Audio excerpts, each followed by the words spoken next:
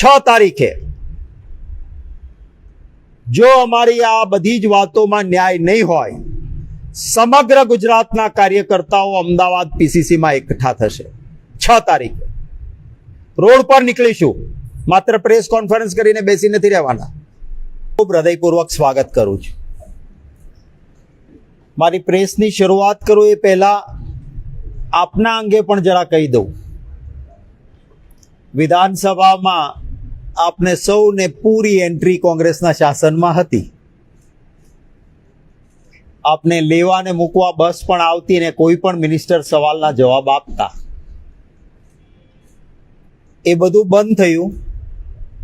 વિધાનસભામાં કેમેરાની આંખ ન જઈ શકે. દુનિયાભરમાં પાર્લામેન્ટ હંમેશા assembly open for the people હોય પણ ન દેખાડે. દેશની સંસદ લાઈવ જાય છે.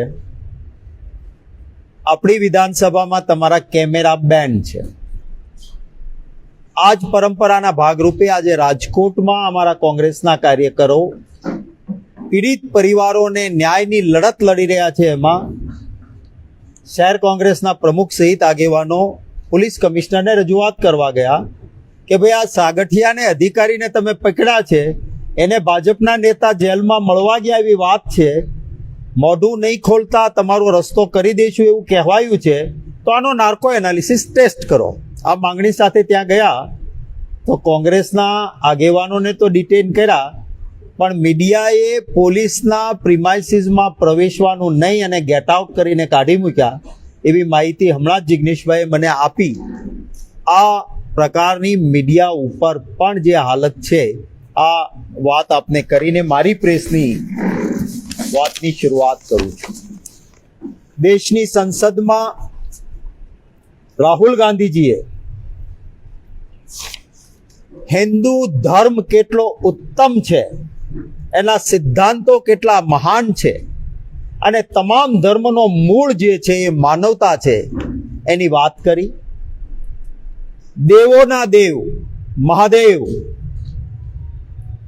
શિવજીને છાતી પાસે રાખીને શિવજીના દર્શન કરાવીને દેશની સંસદમાં રાહુલ ગાંધીજીએ કહ્યું કે આ અભય મુદ્રા છે શિવજીના હાથની. ડાબા ખભે ત્રિશૂળ છે એટલે કે હુમલો કરવા નહીં. ડરો નહીં, ડરાવો નહીં. આ શિવજીએ કહ્યું છે. કોઈને પણ હિંસાનો રસ્તો નહીં અપનાવવા માટે હિન્દુ ધર્મનો સિદ્ધાંત છે ને એનું ગૌરવ છે. તમે ઠેકેદારો બનીને હિન્દુઓના નામે જે હિંસા કરો છો ભાજપવાળા, એના કારણે હિન્દુ ધર્મ બદનામ થાય છે. હિંસક માણસ ક્યારેય હિન્દુ હોઈ શકે નહીં. આ વાત રાહુલ ગાંધીજીએ કરી. આમાં ગઈકાલે જ એક વિડીયો આવી, શંકરાચાર્યજી મહારાજ જે હિન્દુ ધર્મમાં સર્વોત્તમ કહેવાય, એણે પણ કહ્યું કે રાહુલ ગાંધીજીની વાત સાચી. હિન્દુ મહાસભાએ પણ કહ્યું કે રાહુલ ગાંધીજીની વાત સાચી. ભાજપવાળા ના પેટમાં તેલ રેડાયું કે અમારી તો દુકાન બંધ થઈ જશે, કારણ કે અમારે તો હિન્દુ ધર્મના નામે હિંસા કરાવવી છે.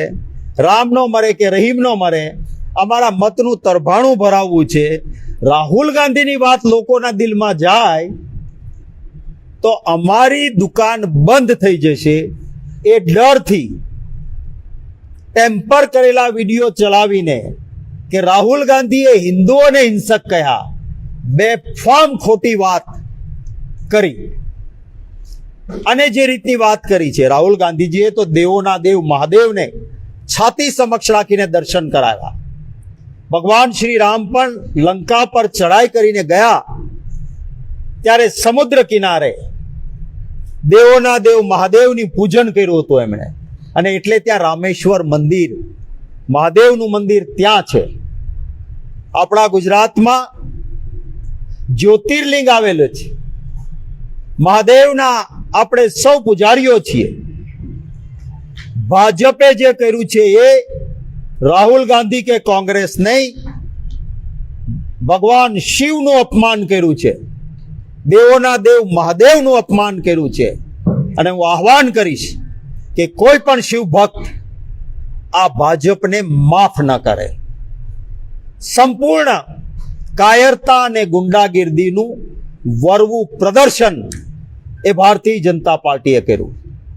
આપણા ગુજરાતની ઉત્તમ પરંપરા આપ બધા જાણો છો કે લડાઈ વિચારધારાની હોય છે, સિદ્ધાંતની હોય છે, જનતાના હિત માટેની હોય છે. ક્યારેય કોઈ પણ પોલિટિકલ પાર્ટી બીજી પોલિટિકલ પાર્ટીના દફતર પર જોઈને તોડફોડ કે ગુંડાગીર્દી ક્યારેય ગુજરાતમાં નથી થતી. કોઈ નેતાના ઘરમાં જઈને ગુંડાગીર્દી કે તોડફોડ ક્યારેય નથી થતી. આ આપણી ઉત્તમ ગુજરાતની પરંપરાનું અપમાન કોંગ્રેસ ઓફિસમાં 3 વખત હુમલા કરીને ભારતીય જનતા પાર્ટીએ કરીને મારા ગુજરાતની, આપણા ગુજરાતની અસ્મિતાનું ખંડન કર્યું છે. આ વાત મારા વહાલા ગુજરાતીઓના ધ્યાને મૂકું છું. રાત્રે 4 વાગે અંધારામાં અમારી ઓફિસનો દરવાજો તોડીને કૂદીને અંદર આવીને પ્રદેશ કોંગ્રેસનું કાર્યાલય સળગાવી દેવાનો પ્રયત્ન થયો. અમારા હોર્ડિંગ્સ પોસ્ટર પર કૂચડા માર્યા, દરવાજા તોડ્યા, કાચ તોડવાનો પ્રયત્ન થયો.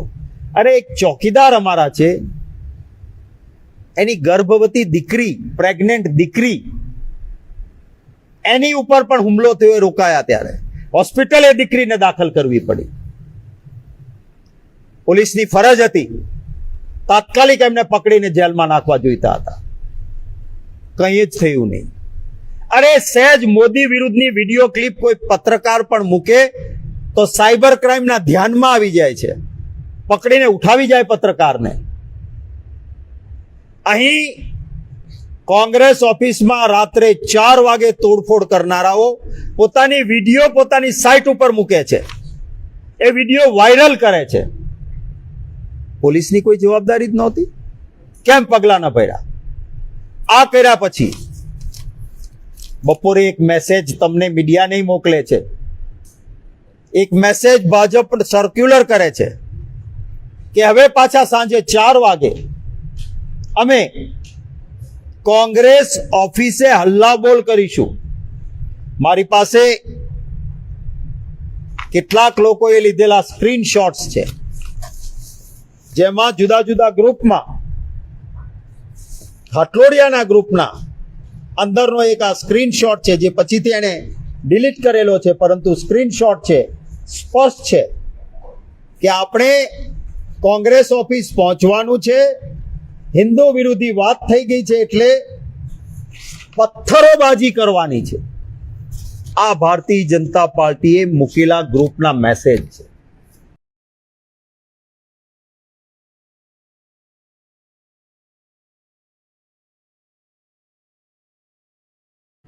પથ્થરબાજી ત્યાં જઈને કરવાની છે. પોલીસને આ મેસેજ જેવા ફરતા થયા, આપના પૈકીના કેટલાક મિત્રોએ અમારા મિત્રોનું પણ ધ્યાન દોર્યું. કેટલાક ગ્રુપોમાં સારા લોકો હતા, એમણે પણ સ્ક્રીનશોટ લઈને અમારા નેતાઓને મોકલ્યા કે આવા મેસેજ ફરે છે કે 4 વાગે કોંગ્રેસ ઓફિસે હુમલો થશે. કંટ્રોલ રૂમમાં અમારા એઆઈસીસીના જોઈન્ટ સેક્રેટરી લાલાભાઈ ફોન કરીને તુરત જ 2:30 કલાકે ત્યાં હેડ કોન્સ્ટેબલ કંટ્રોલ રૂમમાં ધર્મેન્દ્રસિંહ બિહોલા છે, એને લખાવે છે કે ભાઈ આવો મેસેજ આવે છે, અમારી ઓફિસે કોઈ તોડફોડ કરવા ગુંડાઓ આવે તો કાયદો અને વ્યવસ્થા જાળવવાની જવાબદારી છે તમારી, પૂરતો બંદોબસ્ત રાખજો. આ લાલાભાઈનો લખાવેલો મેસેજ. એ પછી એલિસ બ્રિજ પોલીસ સ્ટેશનમાં મહેશભાઈ શામળભાઈ પીએસઓ, એને કહેવામાં આવે છે કે તમારા એરિયામાં આવે છે, 4 વાગે સાંજે આ લોકો આવે છે, તમારે આના પર પગલાં લેવાના છે. ડેપ્યુટી લીડર સીએલપી અમારા શૈલેષભાઈ પરમાર ઉચ્ચ અધિકારીઓને કહે છે, અમિતભાઈ ચાવડા જાણ કરે છે. અમે અનેક હિંમતસિંહભાઈ પટેલ શહેર કોંગ્રેસ સમિતિ પ્રમુખ સિનિયર મોસ્ટ અધિકારીઓ સાથે વાત કરે છે કે આવું થશે. શું જવાબદારી હતી પોલીસની? આ ગુંડાઓને તાત્કાલિક ઉઠાવી જવા જોઈએ. બિન વિવાદાસ્પદ વાત છે કે કોઈ મંજૂરી લેવામાં આવી નહોતી. પથ્થરબાજી કરવા જવું છે એવા મેસેજ કે કોંગ્રેસ ઓફિસ પથ્થરબાજી કરવા જવું છે, દેખાવો કરવા નહીં. અને આપને જોઈએ તો મેસેજ આપીશ, સ્ક્રીનશોટ લીધેલા. પછી આ ડરપોક લોકો ડિલીટ કરવા માંડે એટલે સ્ક્રીનશોટ લેવાઈ ગયા હતા લોકોને. એ પછી અહીંયા આવે છે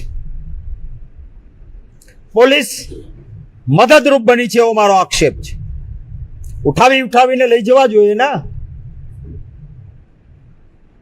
FIR કેમ નથી લેતા? આ સૌથી મોટો સવાલ છે. અમને નિસહાય ના સમજે પોલીસ. ભારતીય જનતા પાર્ટી અમને નિસહાય ના સમજે. અંગ્રેજો સામે લડતી વિચારધારા ત્યારે ડેરા નહોતા. રોડ પર ઉતરીશું, જેલ ભરો થશે, અન્યાય સહન નહીં કરીએ. મારા પરિવારના 5 વ્યક્તિઓ કોંગ્રેસના પકડીને રાખ્યા. આ શું કોઈ આતંકવાદી છે? જે કોઈ છે કાચા કામના કેદી છે. માન્ય થયેલા સજા પામેલા કોઈ તહોમતદારો નથી. હું આ પ્રેસમાં ચેલેન્જ કરું છું. માનવ અધિકાર પંચે અને સુપ્રીમ કોર્ટે કહ્યું છે કે કાચા કામના કેદી સાથે સંપૂર્ણ માનવીય વ્યવહાર થવો જોઈએ. નાની કોટડીમાં પૂરી રાખો તમે? આ જેલ છે કોઈ? સુવિધા વગર રાખી કેમ શકો તમે? માનવ અધિકાર પંચ પાસે પણ જઈશું. અમાનવીય વ્યવહાર નહીં સાંકી લઈએ. મેં રાહુલ ગાંધીજીને વિનંતી કરી છે કે તમારા બબ્બર શેર કોંગ્રેસના કાર્યકર્તાઓએ મર્દાનગી દેખાડી છે. તાળું મારીને ઓફિસને ભાગી નહોતા ગયા. એ થઈ શકે કે ભાજપ વાળા આવવાના છે ને, તાળું મારીને ભાગી જાય. આવી ના મર્દાનગી કોંગ્રેસનો કાર્યકર ન બતાવે, મારો નેતા ન બતાવે. અભિનંદન આપું છું. મેં કહ્યું છે રાહુલ ગાંધીને કે આપ આવો, આપના બબ્બર શેરને કાર્યકર્તાઓને મળો. મને વિશ્વાસ છે કે વહેલામાં વહેલી તકે રાહુલ ગાંધીજી પણ પ્રદેશ કોંગ્રેસ કાર્યાલયની મુલાકાત લઈ અને કાર્યકર્તાઓને મળશે. આ સમયે એક બાબત મહત્વની, કાયદાની ખબર અમને પડે છે. કોઈની પણ પ્રિમાઇસીસમાં વગર વોરંટ, સર્ચ વોરંટ ઘૂસીને ગુંડાગીરી કરવાનો પોલીસને પણ અધિકાર નથી. પોલીસ જો બનાવનું સ્થળ સામે રોડ પર બતાવતી હોય, પથ્થરમારો કરવા આવવાનું કહીને આવનારા લોકો હોય, જ્યાં રાત્રે હુમલો થયો છે પ્રિમાઇસીસ અમારી હોય, સેલ્ફ ડિફેન્સ સિવાય કોઈ કારણ ન હોય, છતાં કાયદો હાથમાં ન લીધો હોય, એવી કોંગ્રેસ કાર્યાલયમાં ઘૂસીને જે અધિકારીઓ, અમારા પાસે પૂરા ફૂટેજ છે, અમારા કાર્યાલયમાં પોલીસે ઘૂસીને હુમલો કર્યો છે. જે અધિકારીઓ કાચ તોડવાનું, ડોર તોડવાનું કહે છે, એના પણ વિડીયો છે. ખોટી જગ્યાએ હાથ નાખ્યો છે. સહન નહીં કરીએ. નામ જોગ આ પોલીસ અધિકારીઓ સામે સુપ્રીમ કોર્ટ સુધી લડવાનું થાય તો લડીશું. જો પારદર્શક, ભેદભાવ વગરની ટ્રીટમેન્ટ નહીં હોય, અમારી લડાઈ એ વિચારધારાની લડાઈ છે. અમારી લડાઈ પોલીસ સામેની નથી. પણ ભાજપ જો ડરીને પોલીસને આગળ કરે તો પોલીસને પણ અમે કહેવા માંગીએ છીએ કે અમને પણ ખબર પડે છે ને આના રવાડે ન ચડતા. કેટલાક આ ભાજપના રવાડે ચડ્યા હતા, એમાં કેટલાક સારા અધિકારી હતા. આ આખી કારકિર્દી બરબાદ થઈ ગઈ હતી. નિવૃત્તિ પછી નડે એટલે આ ધંધા પોલીસ પણ ના કરે. અમારી FIR તાત્કાલિક લેવામાં આવે, નહીતર અમને લખીને આપો ને ભાઈ કે આ કારણોસર તમારી ફરિયાદ અમે નથી લેતા. આજે અમારા આગેવાનો ભાઈ લાલજીભાઈ દેસાઈ કોણ કોણ જવાના છે? જિગ્નેશભાઈ અને મિત્રો પોલીસ કમિશનર ઓફિસે જવાના છે.